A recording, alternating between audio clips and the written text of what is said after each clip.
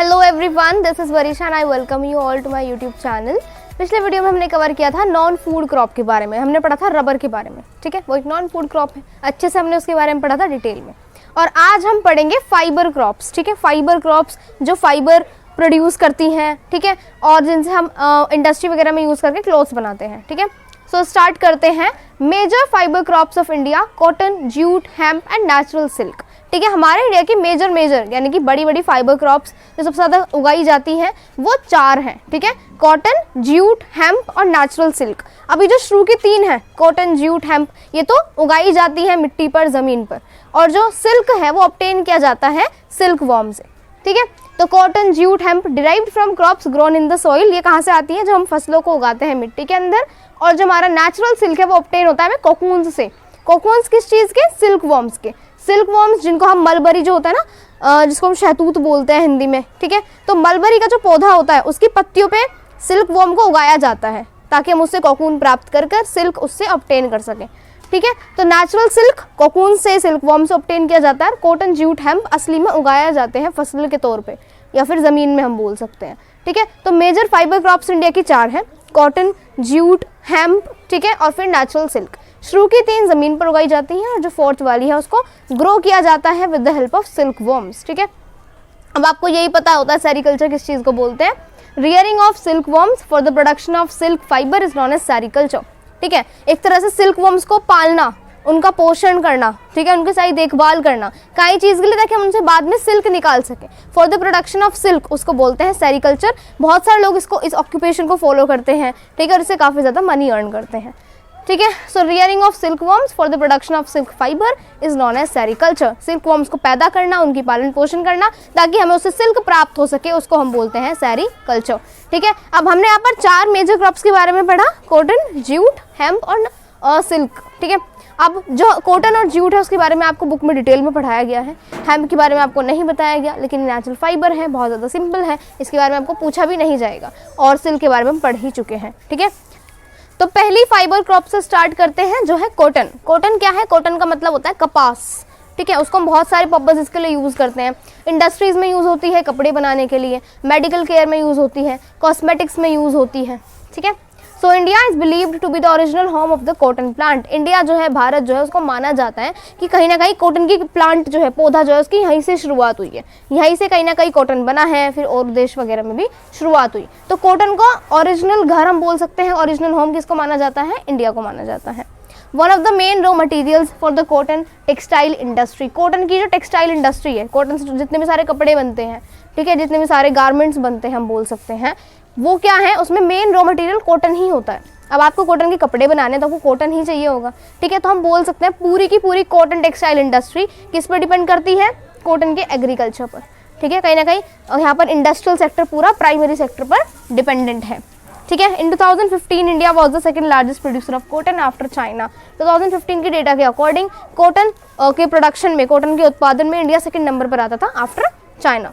Grows well in dryer parts of the black cotton soil of the Deccan plateau. तो हमने पहले पढ़ा है लैंड वाले चैप्टर में कि जो कॉटन है वो ब्लैक सॉइल में बहुत अच्छी होती है। और ब्लैक सॉइल में कहाँ पे पाई जाती है? डेक्कन प्लेट्यू में। ठीक है, महाराष्ट्र वगैरह वाला जो रीजन है सारा। ठीक है, अब डेक्कन प्लेट्यू का भी जो ड्रायर पार्ट होता है ना, काली मिट्टी जहाँ पर थोड़ी सूखे वाली होती है, वहाँ पर कॉटन एकदम बेस्ट होती है। Grows well in dryer part जो है ब्लैक कॉटन सॉइल का।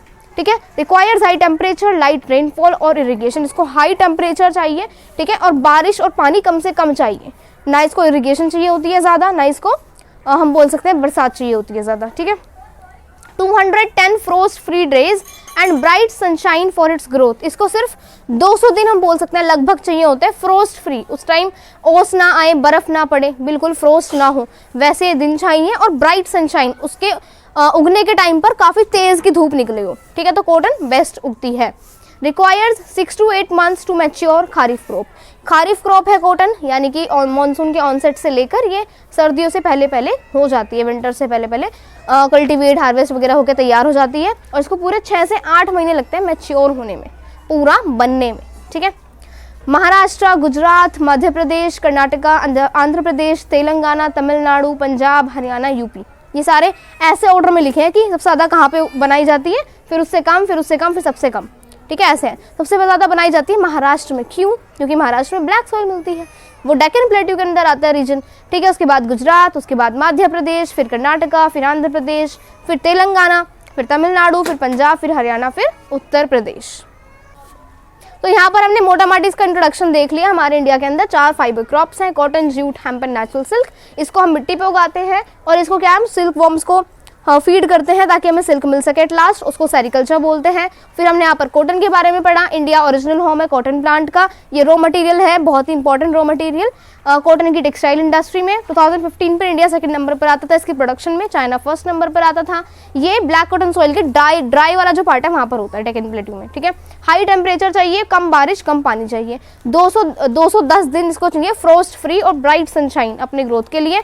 6 से 8 महीने तैयार होने में लगते हैं और ये खारिफ क्रॉप है, खारिफ सीजन में होती है। और ये कुछ स्टेट्स हैं जहाँ पर कॉटन का प्रोडक्शन बहुत ज़्यादा होता है इंडिया के अंदर। अब हम आते हैं सेकंड फाइबर पर, फाइबर क्रॉप पर, जो है जूट, ठीक है। जूट को हम गोल्डन फाइबर भी बोलते हैं। गोल्डन फाइबर क्यों बोलते हैं? देखो, इसका गोल्डन फाइबर नाम बहुत कारणों की वजह से हो सकता है। पहला तो ये बहुत ज़्यादा एक्सपेंसिव है, तो गोल्डन इसको इस वजह से बोल सकते हैं। कुछ इसका कलर थोड़ा गोल्डन से मिलता जुलता होता है, ठीक है, तो इसको इसलिए गोल्डन फाइबर बोला जाता है। ऐसे आप मतलब याद रख सकते हो, ठीक है। Grows well on well drained fertile soils in the flood plains where soils are renewed every year, ठीक है। कहाँ पर उगाई जाती है ये? जहाँ पर हर साल मतलब बाढ़ आती रहती है, तो बाढ़ आती रहती है हर साल, तो क्या होता है कि नई वहाँ पर मिट्टी आती रहती है, पुरानी मिट्टी रहती ही नहीं है क्योंकि मिट्टी इधर उधर होती रहती है, तो नई नई मिट्टी में ग्रो होता है ये। और वो नई मिट्टी कैसी हो? फर्टाइल हो, उपजाऊ हो और वेल ड्रेन्ड हो, अच्छे से ड्रेन्ड हो, उसमें ज़्यादा पानी ना हो, ठीक है। हाई टेम्परेचर इज रिक्वायर्ड, इसे उगने के लिए, कल्टीवेशन के लिए हाई टेम्परेचर चाहिए होता है। Used in making gunny bags, mats, ropes, yarns, carpets and other artifacts. इसको काई चीज़ में बनाने के लिए यूज़ किया जाता है? पहला आता है गनी बैग। जूट के गनी बैग्स बहुत ज़्यादा बनते हैं, हिंदी में बोले तो बोरी या फिर बोरा, ठीक है।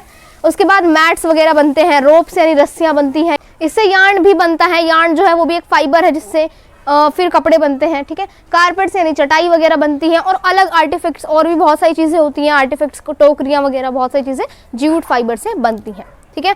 Due to its high cost it is losing market to synthetic fibres and packing materials particularly the nylon, ठीक है। अब मैंने बताया था ये एक्सपेंसिव है, इसकी हाई कॉस्ट है, बहुत ज़्यादा वैल्यू है और बहुत ज़्यादा हम बोल सकते हैं परचेज करने के लिए मनी चाहिए, ठीक है। देखो, कोई भी चीज़ जिसको बनाने में पैसा लगता है ना, वो बिकेगी भी महंगी ही, ठीक है। तो वही चीज़ जूट के साथ है, इसका हाई कॉस्ट है, इसी वजह से मार्केट में इसकी ज़्यादा सेल नहीं होती, बिक्री नहीं होती, इसीलिए ये क्या है, लूज कर रही है मार्केट को। तो सिंथेटिक फाइबर्स, इसकी जगह कौन ले रहा है? जो सिंथेटिक फाइबर्स हैं, जो मशीन्स वगैरह से, फैक्ट्रीज वगैरह में बनते हैं, जो इसकी जैसी नकल कर लेते हैं, लेकिन वो बात नहीं होती है उनके अंदर, ठीक है। तो वो थोड़े सस्ते होते हैं जूट से, क्योंकि वो मार्केट में बनते हैं, अबंडेंस में बनते हैं, ठीक है। End packet materials particularly the nylon, ठीक है। और इसकी जगह अधिकतर ले कौन रहा है? नायलॉन, वो पैकिंग मटेरियल है, ठीक है। और वो क्या है, सस्ते में बन जा रहा है, इंडस्ट्रीज वगैरह में बनता है, ठीक है। अब कौन कौन से ऐसी स्टेट्स हैं इंडिया के अंदर जो जूट को प्रोड्यूस करती हैं? पहला है वेस्ट बंगाल, उसके बाद बिहार, उसके बाद असम, उसके बाद ओडिशा, मेघालय। याद कैसे रखें? देखो, अगर आप मैप पे देखोगे ना, तो वेस्ट बंगाल, बिहार और ओडिशा ये थोड़े पास के स्टेट्स हैं, ठीक है। और असम और मेघालय पास के हैं, तो आप इन्हें ऐसे याद भी रख सकते हो। अब यहाँ तक हम पढ़ चुके हैं हमारी चारों फाइबर क्रॉप्स के बारे में, cotton, jute, hemp, natural silk, ठीक है। अच्छे से हमने पढ़ लिया डिटेल में। अगर आपको कुछ समझ नहीं आया तो आप दोबारा वीडियो देख सकते हो, ठीक है। अब नेक्स्ट वीडियो के अंदर हम पढ़ेंगे कि हमारे एग्रीकल्चर सेक्टर में, जो हमारा कृषि वाला सेक्टर है, ठीक है, खेती, इसमें कौन कौन से रिफॉर्म्स हमें लाने चाहिए, कौन कौन से चेंजेस हैं, बदलाव हैं, टेक्नोलॉजिकल, इंस्टीट्यूशनल रिफॉर्म्स के बारे में हम पढ़ेंगे नेक्स्ट वीडियो के अंदर। So that's all for today, thank you so much.